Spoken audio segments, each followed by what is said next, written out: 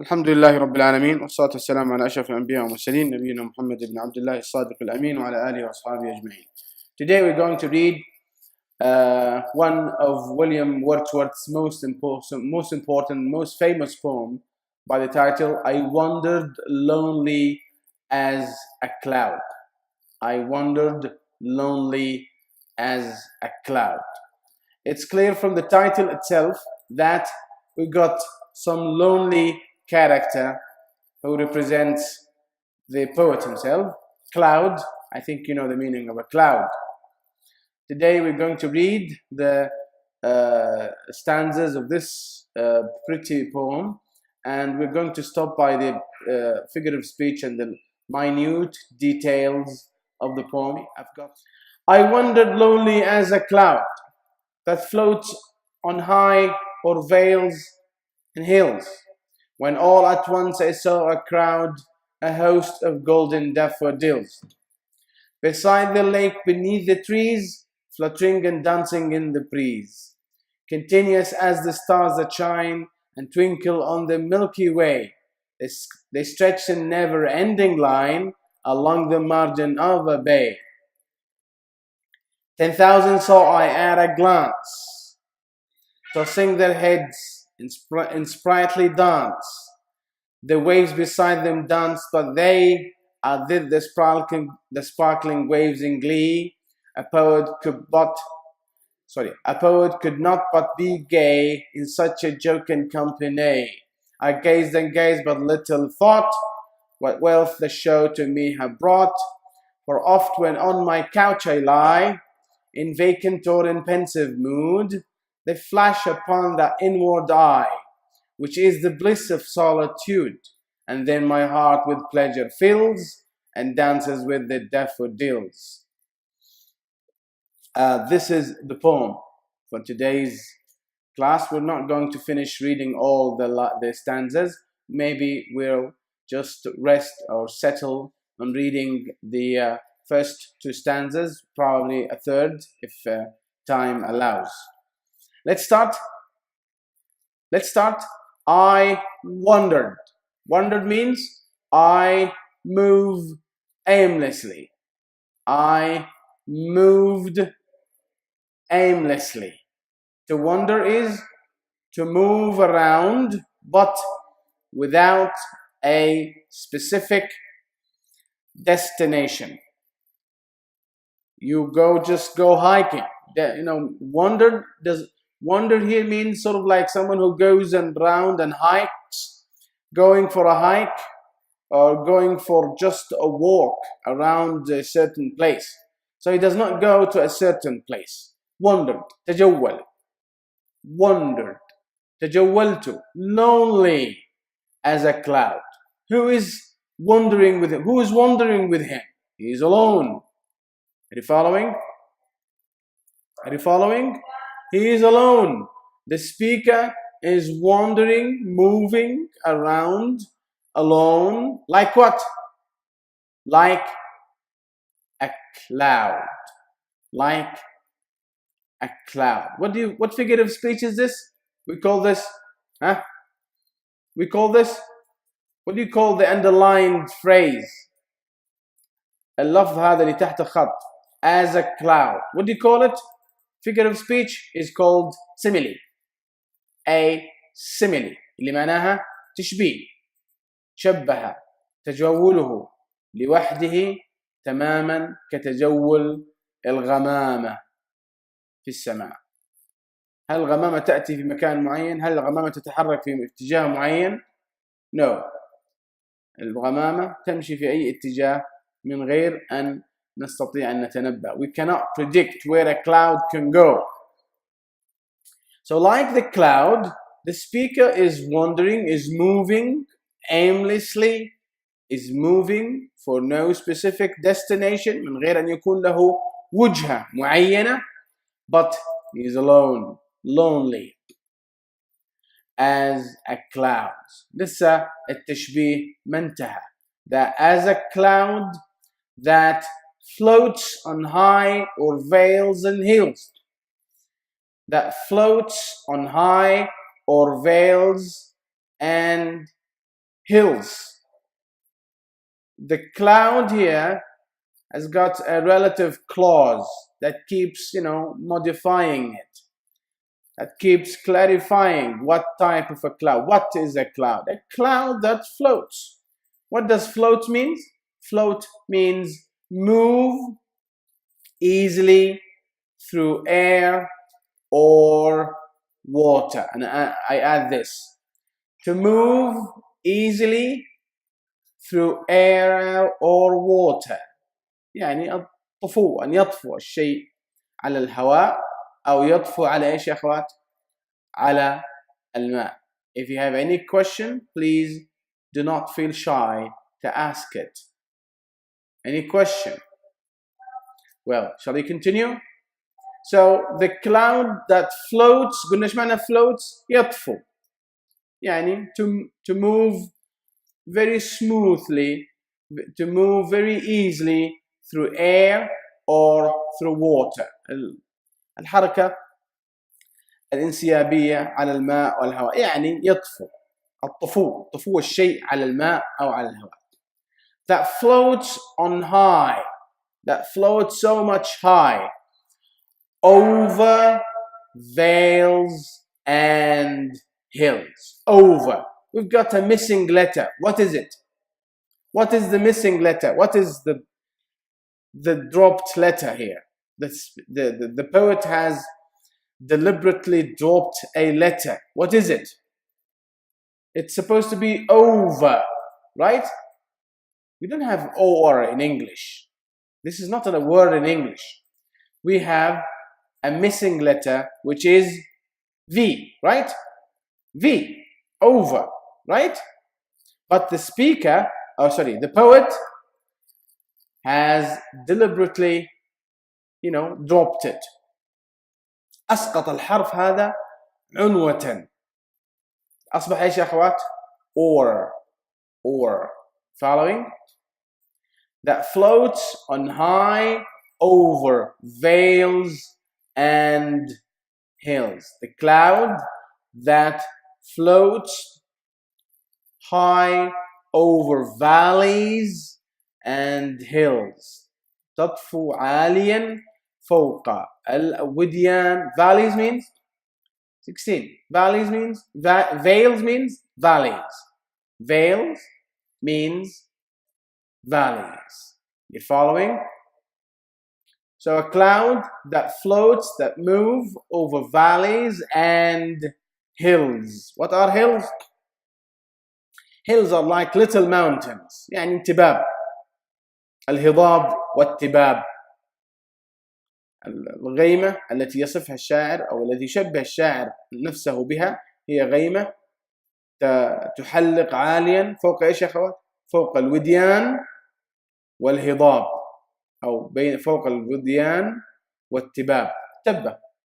When all at once I saw a crowd. All at once. The speaker in the first two lines is moving aimlessly. Where? In a city or in the open nature. The speaker is wandering alone or lonely in the open spaces of nature. Through the open spaces of nature. مساحات شاسعة من الطبيعة. He is not in a city.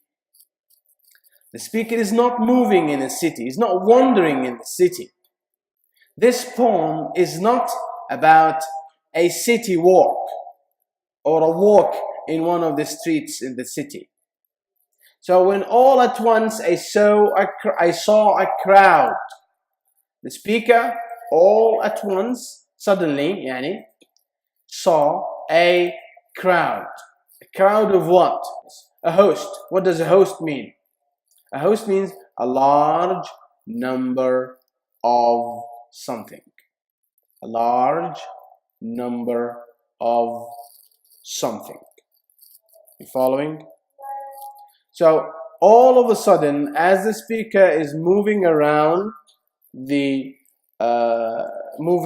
alone in an open space, in the open nature, he's not in a city. He's walking just aimlessly and to know something about William Wordsworth, you should know that William Wordsworth was someone who walked across Europe. He did not live in a specific city or a town. He liked to move around with his sister in Europe. And when he moved, he would love to stay with the nature. He would not like to stay and spend any time in a city or with people. He loved to be alone. He preferred loneliness with his sister. He was not married when the time he wrote this poem. So he was moving around lonely, and just like a cloud. Where is he moving? Where did he move? He moved, he walked, he wandered over high vales and hills in the nature. It's an open space. It's not a city. It's not a village. It's not any sign of civilization. It's just a group of jungles, group of forests that the speaker is moving around. But all of a sudden, فجأة, he saw a crowd of what? Of golden daffodils. What are daffodils? Daffodils are yellow flowers, usually or commonly seen in the spring. عادة ما تظهر هذه الأزهار في الربيع. So what color are these flowers? They are yellow flowers. أزهار صفراء. أزهار صفراء. daffodils يعني هي أزهار الزنبق، هي الزنابق.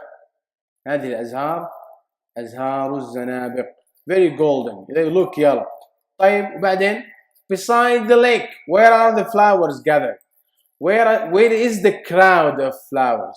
Beside the lake.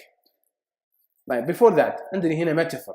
Golden daffodils. عندي هنا metaphor. ايش معنى metaphor؟ metaphor اللي استعارة. Golden daffodils. We know daffodils are yellow, but they are not golden. All right?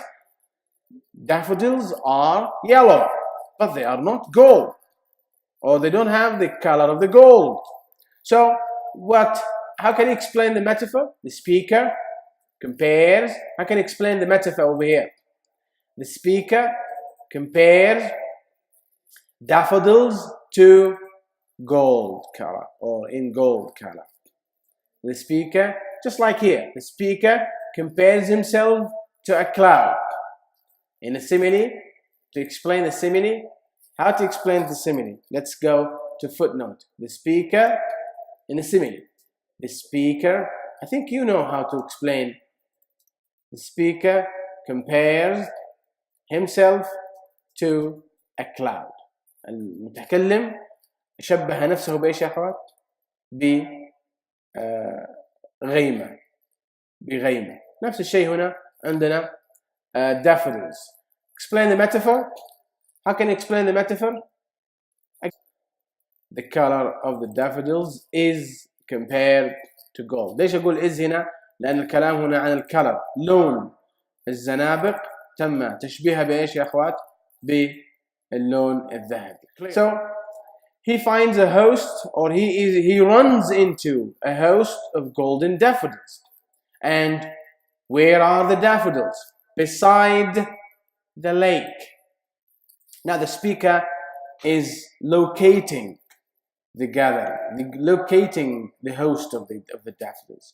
Where did he find these daffodils? Beside the lake. بجانب البحيرة. Beneath the trees. أسفل أو تحت من إيش؟ تحت من مجموعة من الأشجار. So now he is locating the picture. Now I think as you read the lines, you build your picture of daffodils, group of daffodils, right? A group of flowers, they are in yellow.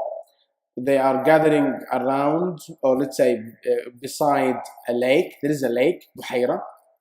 Beside the lake there are a group of daffodils, and behind the daffodils we've got a number of trees.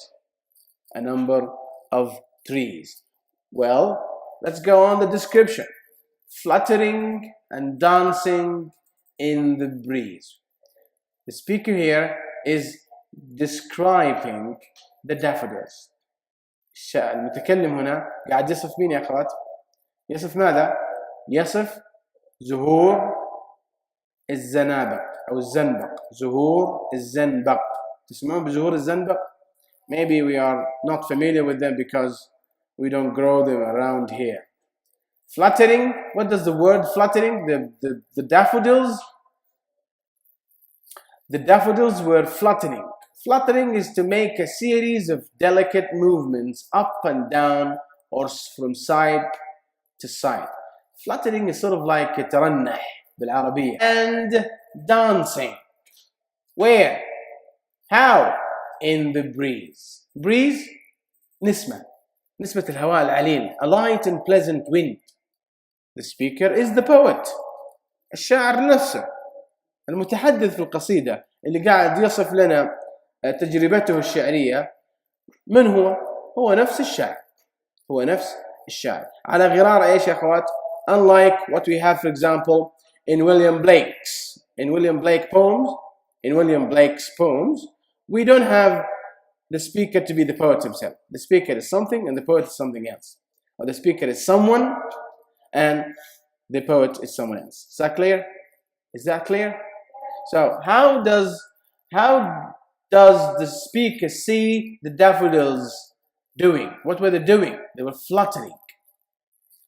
The daffodils were fluttering, تترنح, and dancing in the breeze. And dancing in the breeze. كانت تترنح وتتراقص فين؟ بفعل ماذا؟ بفعل ايش؟ حبوب ايش؟ حبوب نسمات الهواء العليلة. It's spring. Is it winter or summer? It's spring. It's clear. The speaker is in the spring. The poem was about a spring experience. It's an experience that happens in the spring. Now, as a figure of speech, we've got personification.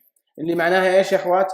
personification. السطر هذا عندنا personification اللي معناها تشخيص. معناها تشخيص. ايش معنى personification؟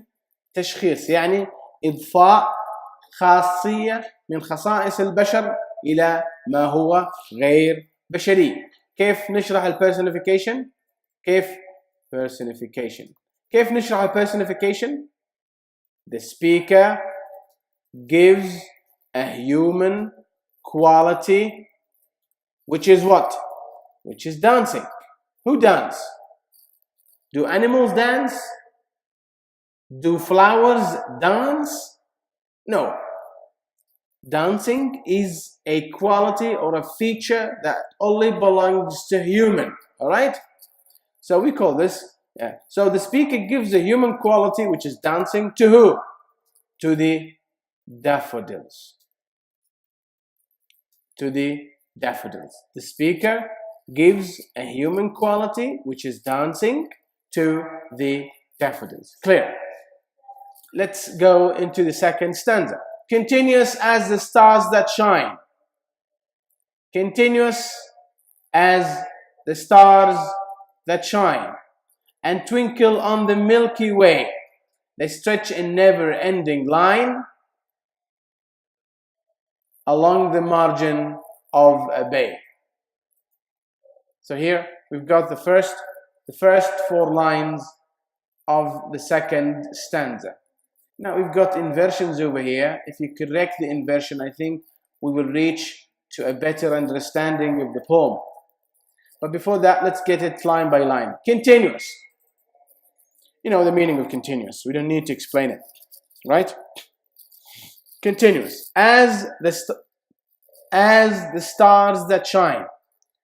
The daffodils were spread everywhere.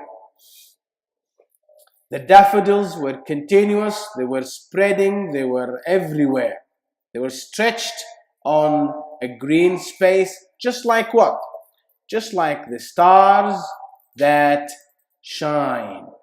Exactly like the stars that shine. I think you're following me. So what do we have over here? We've got a simile. As the shining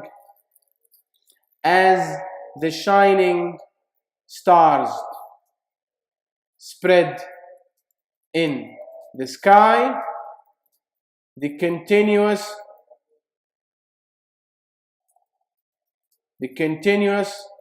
daffodils spread on the green grass. كما أن النجوم الساطعات تنتشر في السماء، كذلك أزهار الزنبق تنتشر أو تتواصل في انتشارها على المروج الخضراء. Green grass. Sure. So this is the simile in the first line over here. Continuous as the stars that shines, and twinkle on the Milky Way. And twinkle, what the verb twinkle? The verb twinkle. Twinkle means, twinkle, twinkle, little stars. It's a very famous hymn.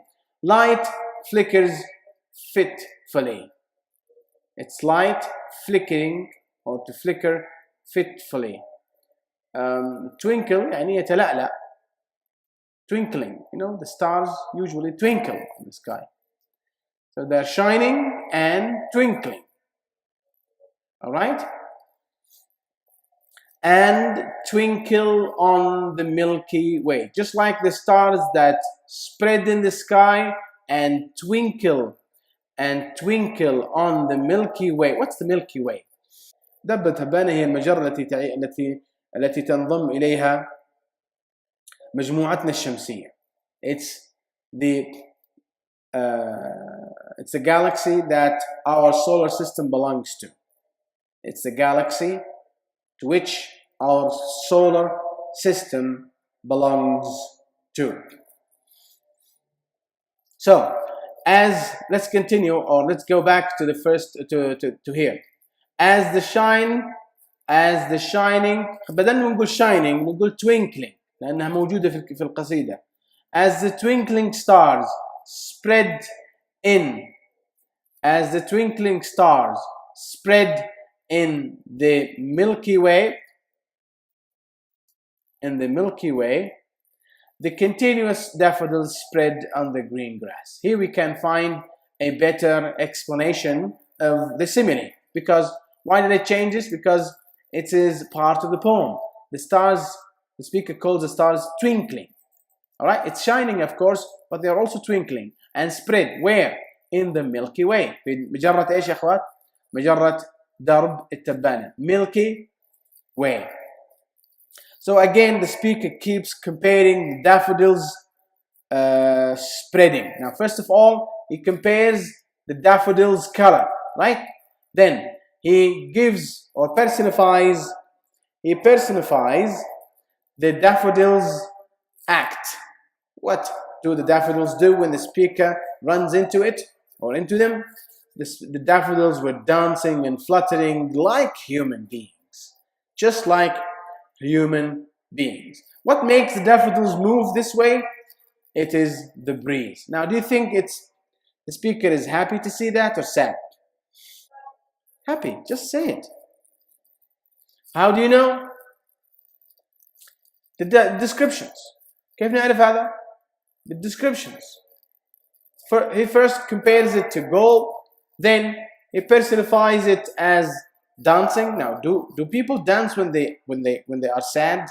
No. The answer is no. People usually dance when they are happy. And here, the daffodils are dancing. Something because it indicates how much happy is the tone of the speaker. Now, he continues how much the daffodils are spread over the spot of green grass that it's growing on. So the daffodils are spread on the daffodils stretched in never-ending lines. ممتدة. هذه زهور الزنابق أو زهور الزنبق are stretched. They stretched in never-ending line. ممتدة في خطوط وفي مساحات غير منتهية. طيب نشبه هذا بماذا؟ Just like what? Just like the stars that shine and twinkle on the Milky Way. So as the stars shine and spread on the sky, in the sky, we've got the daffodils, dancing and sparkling and, let's say, fluttering, but on the ground, on the green pasture. So here we've got the first point here done. They stretch means they spread. Spread. So then the daffodils spread in never-ending line. تمتد اتجاهات غير منتهية. وكأنه هناك وكأنها كانت تنتظر من يأتي ليتفرج عليها. Along the margin of the bay. Along the margin of a bay. The daffodils were moving, or let's say growing and stretching and spreading alongside the margin of the lake. The bay of the lake. وكأنها تحيط بإيش يا أخوات؟ كأنها تحيط بالبحيرة. margin معناها margin معناها حواف الحافة. So the daffodils were stretching, were spreading along the margin, along the edge of the lake, because the margin, the daffodils and the lake are, neighbors. The daffodils are close or nearby a lake, as he says in the first stanza. There is a lake. There is a lake beside the margin. Beside the daffodils. So the speaker here is trying to make, let's say, to make it a better picture of how many these daffodils are growing and stretching, and he can give us an approximate number. 10,000 saw I at a glance. 10,000 saw I at a glance. Of course, we've got an inversion over here. What is a glance, by the way? Glance is a quick look. What's a glance? لمحة. لمحة معناها quick look. A quick look. في لمحة ما الشاعر استطاع أنه، أو المتكلم استطاع أن يرى كم من هذه الأزهار. 10,000. 10,000 saw I at a glance. طيب نهاية السطر كله عندنا hyperbole. Hyperbole. ونعرف what is hyperbole over here. What is hyperbole? Hyperbole, we call it in an exaggerative form. Hyperbole معناها صيغة مبالغة. صيغة إيش يا أخوات؟ مبالغة. We've got here more than one figure of speech, by the way. احنا قلنا هذه صيغة مبالغة هنا يا أخوات. صيغة مبالغة اللي معناها إعطاء الشيء أكثر من قدره. You can explain it through a question or through a remark. ممكن نشرح صيغة المبالغة هذه عبر وضع سؤال. مثل إيش؟ How can anyone see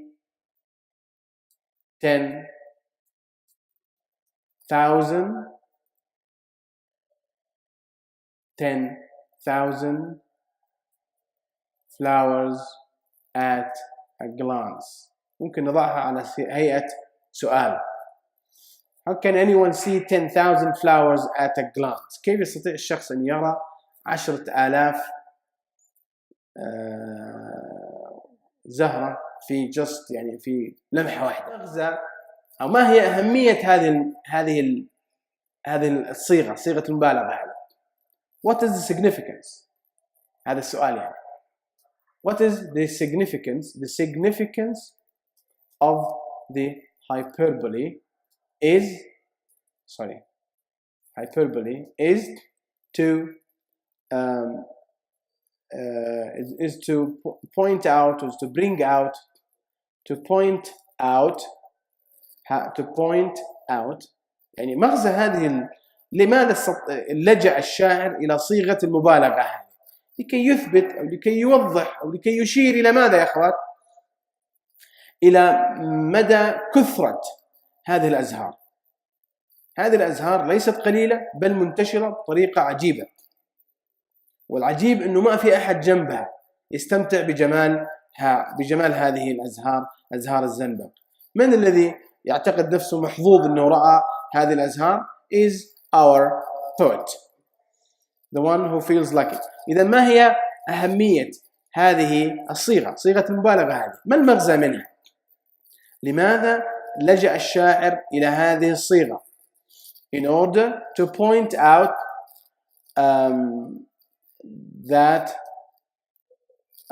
how countless were the flowers. How countless the flowers were. How countless the flowers were. يريد أن لكي يوضح أو يشير أو يعني يبرز كم أو مدى حجم أو عدد هذه الأزهار التي لا يمكن حصرها أو عدها. إذا بلمحة واحدة تشوف 10,000 زهرة، إذا بلمحة واحدة. إذا أمعنت النظر وأطلت النظر، how many flowers will you see؟ إذا بلمحة ب10,000. طيب إذا أمعنا النظر لساعة كم راح نشوف؟ يمكن ملايين. Tossing their heads in sprightly dance. Tossing their heads in sprightly dance. Again, the speaker or the poet adds more and more descriptive phrases to the daffodils. The daffodils were tossing their heads. Again, what is tossing? Tossing معناها يعني just sort of like throwing. Tossing when you say you tossing your head, meaning يعني يتمايل. تمايل الرأس. زهور الزنبق كانت كأنها إيش؟ تتمايل بإيش يا أخوات؟ Tossing their heads. تتمايل بإيش يا أخوات؟ برؤوسها. In sprightly dance. ما زال يكرر كلمة dance. He still repeats the word dance. Sprightly means energetically, in a lively way, in a lively dance, in an energetic dance. Alright? برقص، وكأنه رقص إيش يا أخوات؟ رقص حي، رقص ملؤه العنفوان، ملؤه النشاط، ملؤه الحيوية. lively. ما زال عندنا إيش يا أخوات هنا؟ ما زال عندنا another figure of speech اللي هو قلنا إيش؟ اللي هو يا أخوات what's the figure of speech over here؟ personification. right؟ نقول كده ولا لا؟ personification. الخط الصغير هذا معناها دراستنا وتعليقنا، هذا الخطوط الهامشية هذه تعليقنا يا أخوات.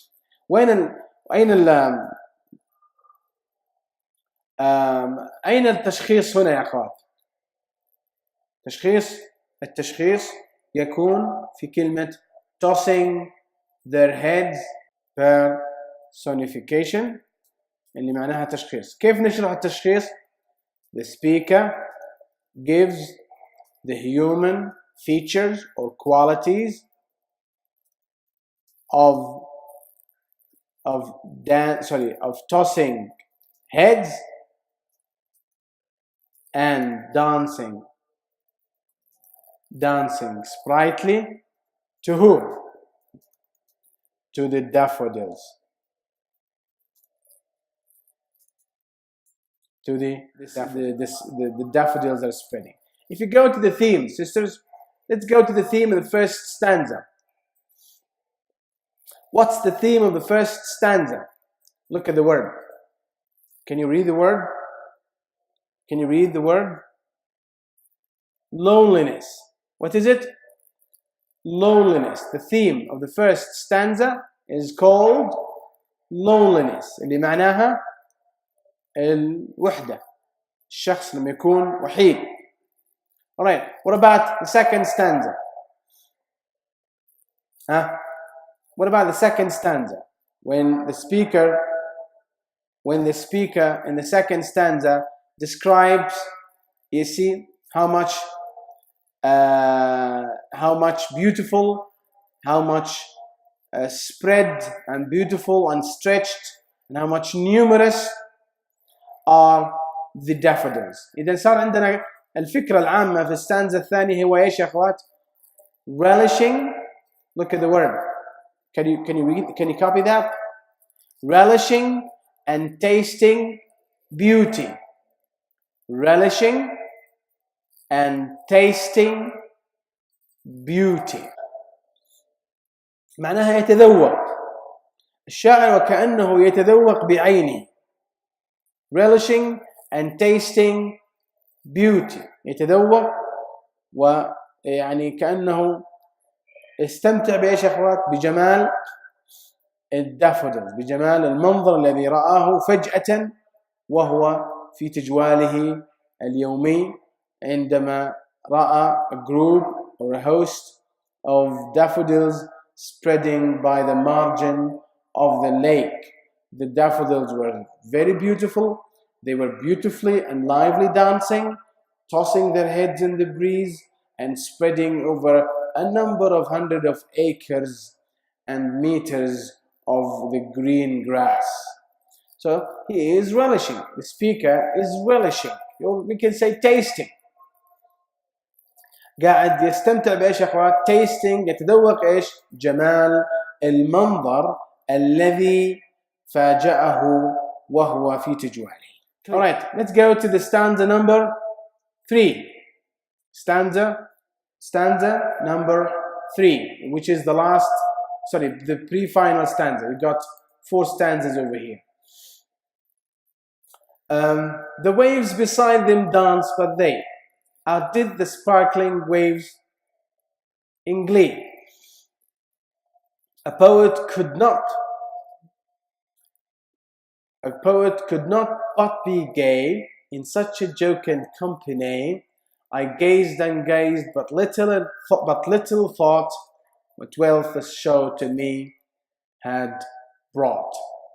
I'll we'll just focus on this stanza. The waves. Now he's speaking about the waves. Now, here we've got the speaker talking about what, sister, here? The speaker is talking about, this is the 3rd stanza. The waves. The speaker is moving in his descriptions to talk about or to compare between the daffodils and the waves of the lake. The daffodils on the ground and the waves of the lake. The waves اللي هي موجات اللي هي أمواج ليش؟ موجات البحيرة. The waves beside them danced. So the daffodils are not the only dancers in here. The daffodils are not the only dancers in the poem. Who also danced in the poem? The waves of the lake. أمواج البحيرة أيضا كانت ترقص. So who were dancing?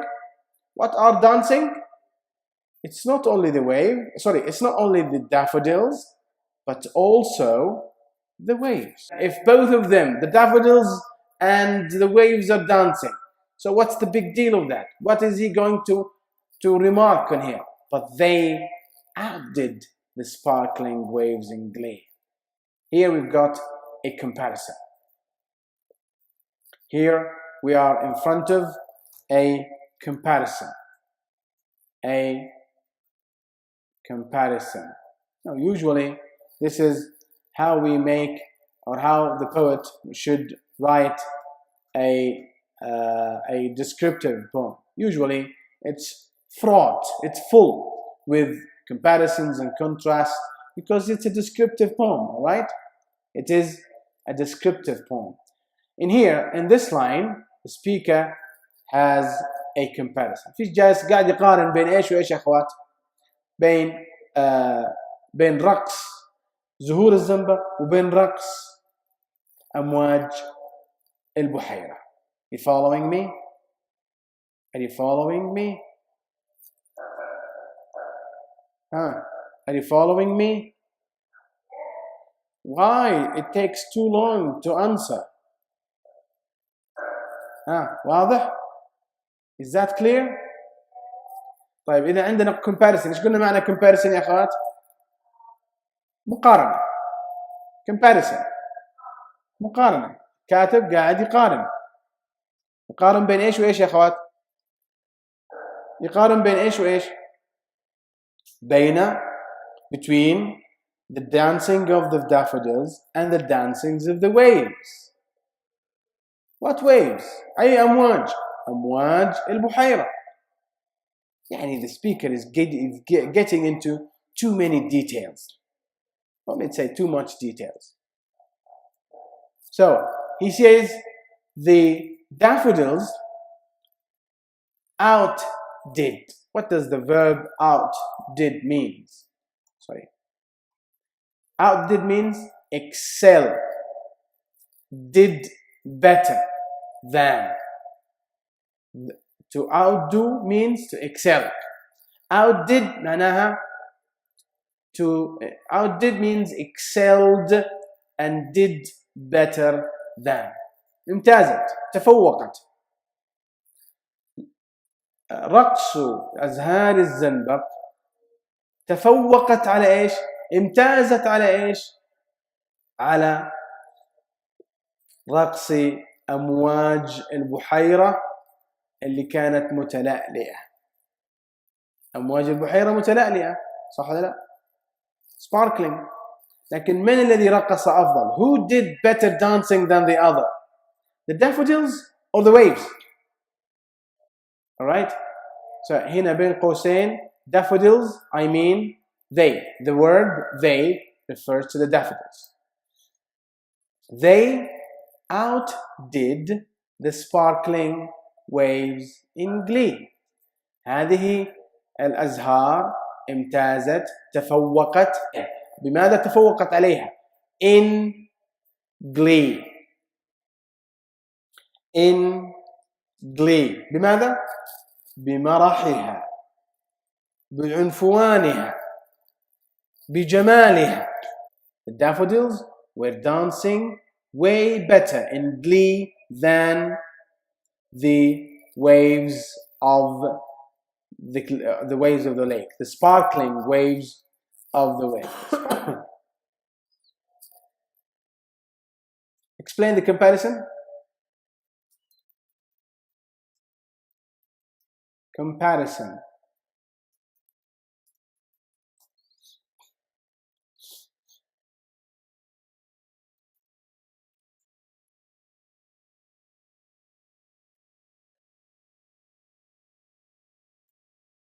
Both the daffodils and the waves of the lake were dancing.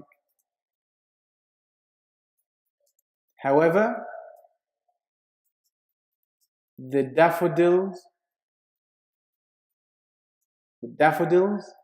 excelled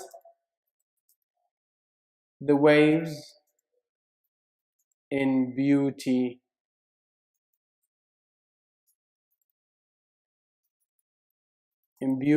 and glee. كلا الأزهار والأمواج كانت تتراقص، ولكن الزهور الزنبق كانت أكثر بهجة وأجمل رقصا. أما في عين مين يا أخوات؟ في عين مين هذا الكلام؟ في عيوننا إحنا ولا في عيون الشاعر؟ في عيوننا إحنا ولا في عيون الشاعر؟ In our eyes or in the poet's eyes? According to the poet. Yeah, according to the poet. How did the speaker respond? كيف استجاب الشاعر لهذا المنظر الجميل؟ A poet could not but be gay. A poet, gay. What's a gay over here? Gay. A poet could feel. A poet could do nothing in front of such a beautiful place. A poet could just feel. What is it? Gay here means, it's not the current meaning. Gay does not mean the current meaning we know. Gay here means happy, elated, rejoiced. All right? Gay here means, a gay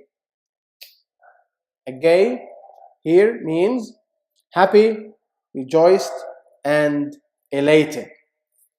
مبتهج, سعيد, يتقافز من الفرح, يعني very happy. A poet, here the speaker is moving into talking about his attitude. Speaker is referring to his attitude. What is the speaker's attitude to what he saw as he was wandering alone in the open nature? A poet could not but be happy.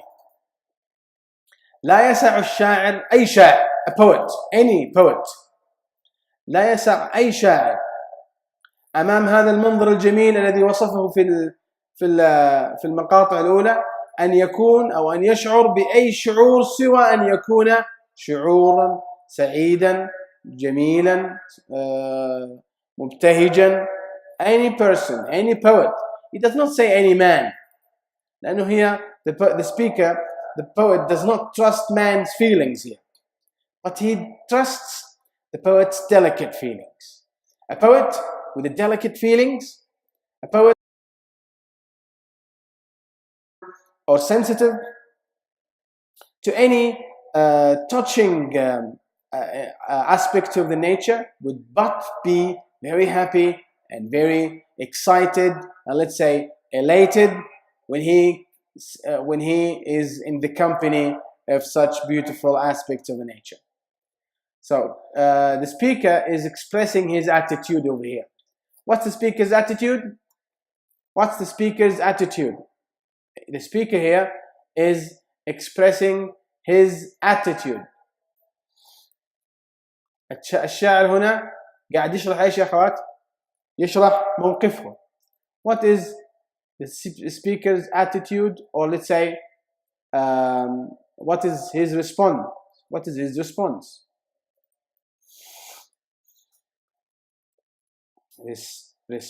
Sorry.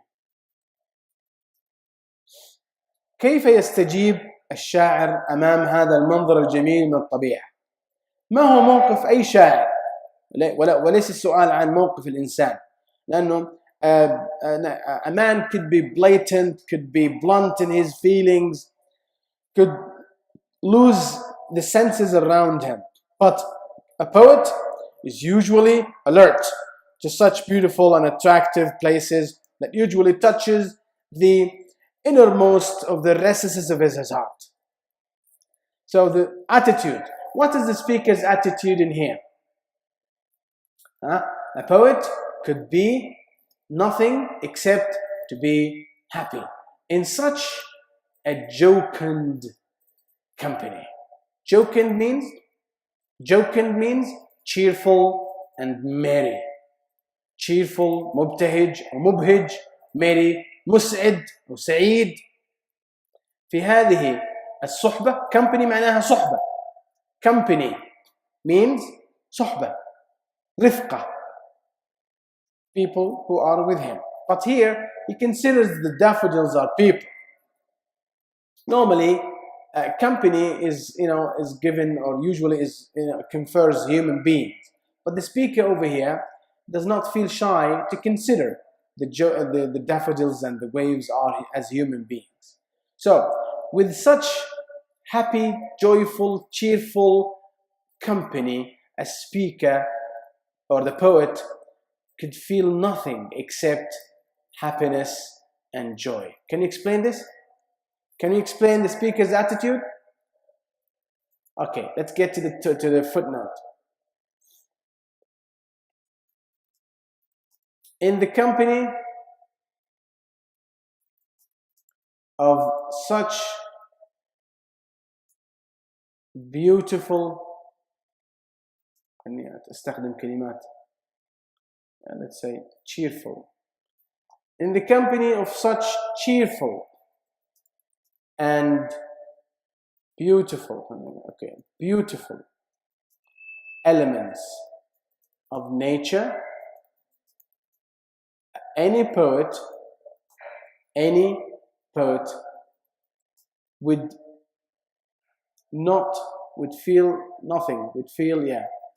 feel nothing except what? Except happy and joy.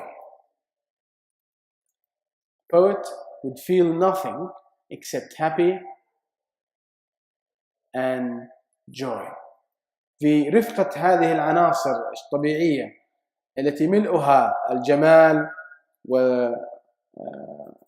والصحة والإبهاج، الشاعر وأي شاعر سوف يشعر فقط بمشاعر السعادة والمرح. هذه هي ايش يا اخوات؟ هذا موقف الشاعر اللي سجله فين؟ في القصيدة. So here the speaker over here records his attitude and all response. A poet could not but be gay. A poet would feel nothing except happy and cheerful. Where? In such a jocund company, in such a mirthful, in such a sensational company. What company here? What company is the speaker talking about? The company of a group, of a host of the daffodils, the waves, the trees, the lake. All these are sources of what? Sources of happiness, particularly the daffodils. All right, this is general response. This is general. We call this general attitude. هذا موقف عام يا أخوات. لكن الموقف الخاص اللي اتخذه الشاعر. I gazed and gazed. I gazed and gazed, but little thought what wealth the show to me had brought. The speaker's attitude is he continued gazing and gazing. What does gaze mean? Gaze means to look. It's a steady look, to look steadily. To steadily look at something in admiration or in surprise. هذا معنى to gaze. أن تنظر إلى شيء ما لكن بثبات. تعبيرا عن إيش؟ عن الإعجاب أو الدهشة. بالعربي عندما يقال gaze, to gaze يعني يحدق، يطيل النظر. Alright? يطيل النظر. The speaker, who is the poet himself, gazed and gazed. Where? What does he gaze at? He gazed at the daffodils. He gazed at the golden daffodils. And we have a repetition of the word here, gazed and gazed. But little thought what wealth the show to me had brought. طبعا هذا السطر لن نستطيع أن نفهم معناه إلا بعد قراءة الستانزا الأخير. لكن في سطره الأخير, the speaker says, I had no idea about the wealth of the show to me. I had no idea how much wealth, how much benefits I got from this experience. Here speaker the poet uses an inversion. ايش قلنا معنى inversion؟ اللي هو قلب وعكس لبعض الكلمات. بالتالي we can explain it here. The speaker says here, the little thought what wealth the show to me have brought. He said the speaker is referring to how much wealth. Let's recorrect the inversion. What wealth to show to me have brought. What wealth the show had brought to me. This is the inversion. This is how we correct the inversion. What wealth the show, what wealth the show had brought to me, had brought to me. الشاعر يظن أنه ميزة أو the privileges, the wealth, or let's say the benefits he got from his experience when he runs into the daffodils is not limited. These benefits are not limited to the instant and to the immediate moment when he kept gazing and gazing at the daffodils. The benefits have stretched beyond that. The benefits of watching this beautiful this beautiful scenery, of the synthesizing elements of nature, have extended themselves to be beyond that moment.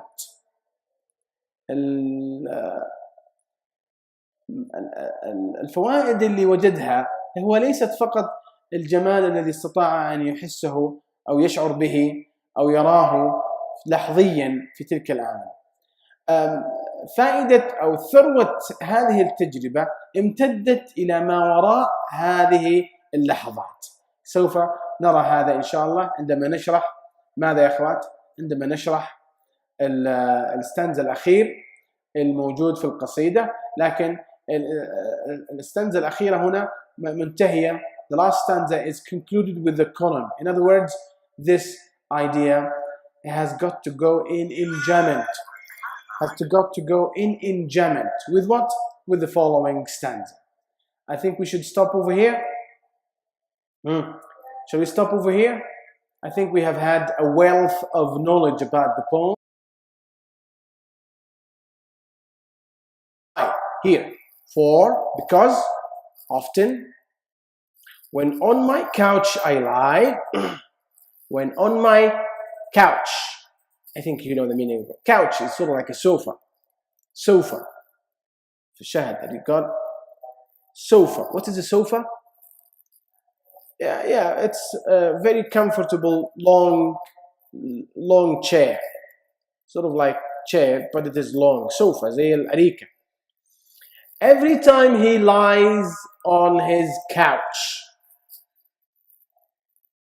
in vacant or in pensive mood, whether he is in a mood which is busy thinking or free of thinking. For often whenever he lies means, to lay down on the couch. Whenever he lies down, whenever he lies flat on the couch, كل ما يتمدد يعني كل ما يتسدح على الأريكة. In vacant means, I think you got the vacant means not occupied, not busy, not filled. You following? So in a mood which is not vacant or pensive. Pensive is exactly the opposite.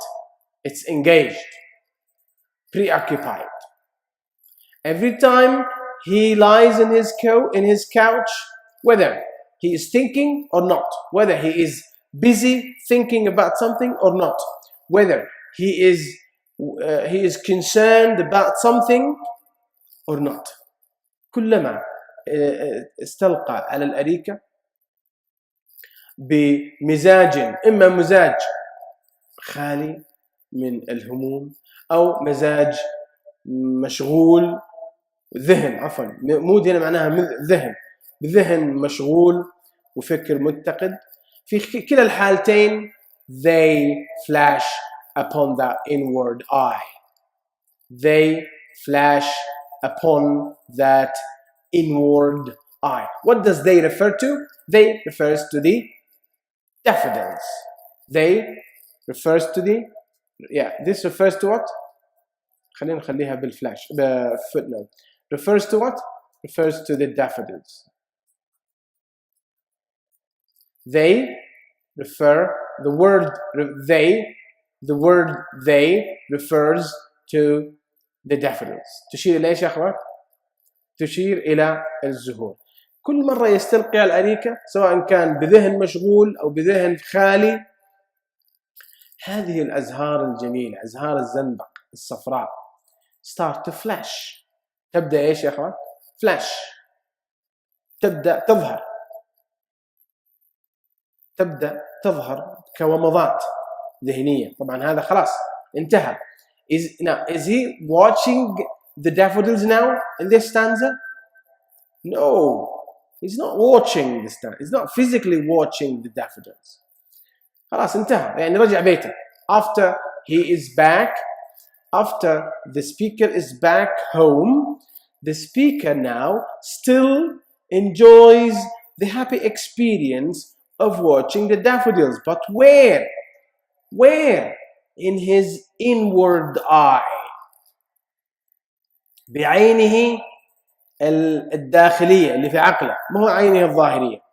Not his outward eye, not his physical eye, but in his inward eye. It connotes something. Inward eye تلمح إلى شيء، ولا يقصد بالعين التي داخل عقله، بل هو يقصد إيش؟ Imagination. It means, or it connotes imagination. تشير بمعنى آخر إلى الخيال. فهو يقصد أنه كلما استلقى على أريكته تبدأ هذه الأزهار, all these beautifully described flowers start to appear. Flash means appear but quickly. Appear but quickly. Flash. You know the meaning of flash. يمكن عندنا كاميرا. Whenever we have a camera, we use a flashlight. Why flashlight? Because it pops out instantly and disappears. You get that? You follow me? So it flashes. They flash upon his not physical eye. It's not physical eye. لا يظهرون أمام عينها الفسيولوجية، ولكن في عينه العقلية اللي سميناها إيش؟ التي تشير إلى ماذا؟ It refers to or it connotes imagination. يعني في خيال. يبدأ كل ما رآه يظهر من جديد ولكن في خيال. Which is the bliss of solitude. Which is the bliss of solitude. Bliss means happiness. Bliss means happiness. This is peculiar reward of being alone. Solitude means loneliness. Solitude means loneliness. So every time he is alone, the speaker sort of like chewing the cuds. You know, chewing the cuds? Sort of like someone who retrieves past images and past experiences into active mind, just to taste and relish the recollected experience. But when? In solitude, in tranquility. In solitude and tranquility. And this, for the poet, this is the happy result of being alone. Because being busy with other stuff, with our mundane life affairs, would not give us the chance to recall those past happy moments when we enjoyed a beautiful natural scene, or have a look at something, heard something, taste something from the nature. As I say, Wordsworth was a worshipper of nature. He worshipped nature. For nature for him was a god. In fact, he was a pantheist. William Wordsworth was a pantheist, someone who worships nature. He was not Christian, all right? He was not Christian. So, these happy moments are always recollected for the poet. Whenever he lies alone on a couch, remembering or recalling, trying to recall these past happy moments when he experiences a beautiful scenario or a beautiful scenery in the nature. So what is the bliss of solitude? What's the bliss of solitude? إيش هي نعمة؟ ما هي نعمة الوحدة بالنسبة للشاعر؟ Solitude, lowliness. ما هي بركة الوحدة بالنسبة للشاعر؟ هي أنه يستطيع أن بطريقة إيش؟ To recollect. Look at the word. This is the theme number 4. This is the theme number 4. Can you read that? Yeah. Recollecting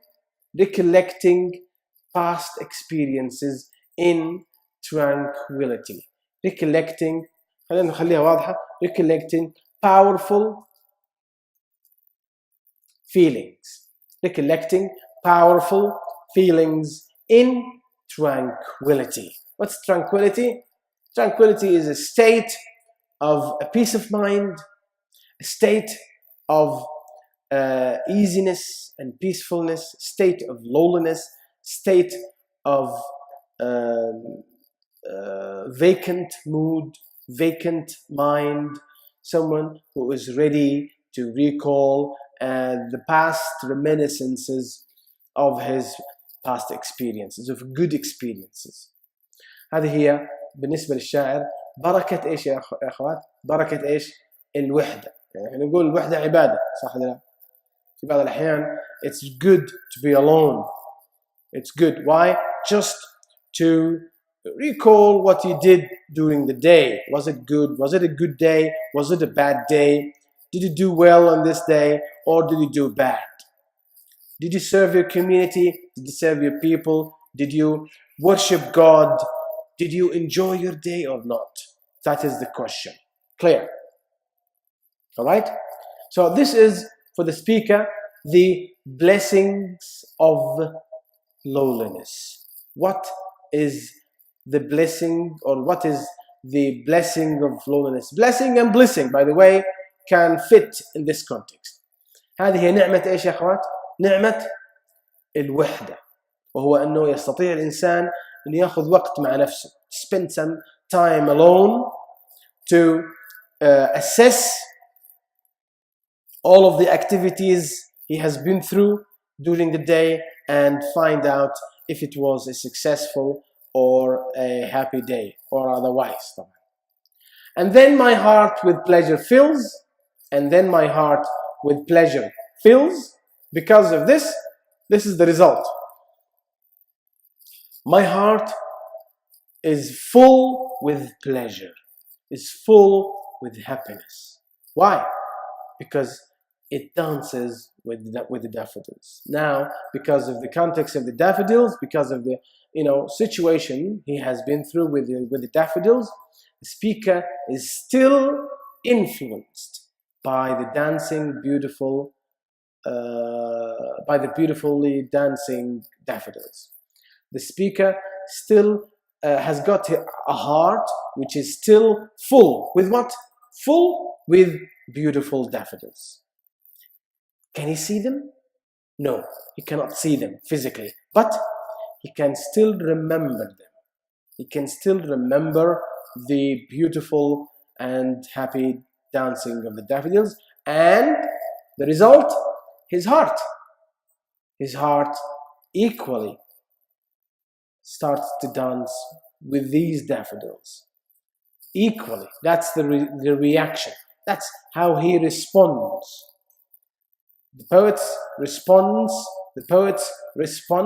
to what he has already seen on the field is recollected when he is alone. When? In tranquility. ايش معنى tranquility؟ tranquility استعادة مشاعر فياضة لكن في حالة ايش؟ tranquility. tranquility means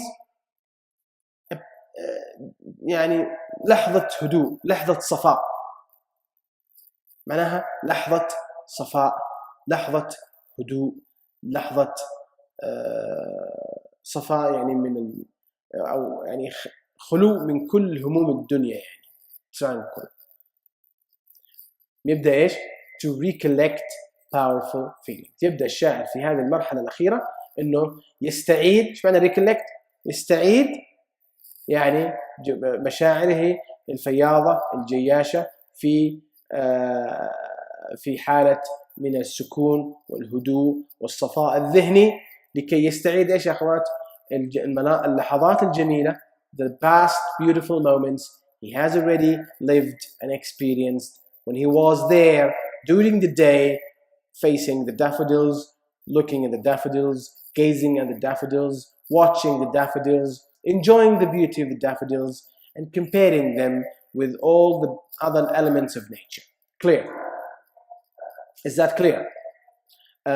With this, we have finished reading the poem. The summary is about all what we said and all what we explained the poem with. It doesn't go far away. In fact, it is just a summary. It's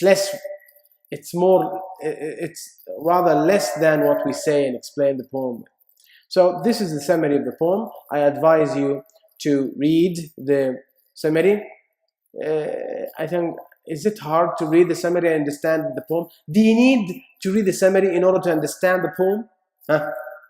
Do you need that? No. You can write your own way. You can summarize the poem your own way بطريقتك الخاصة. طبيعي جدا. إنما يهمنا أيضا هنا اللي هو الفورم.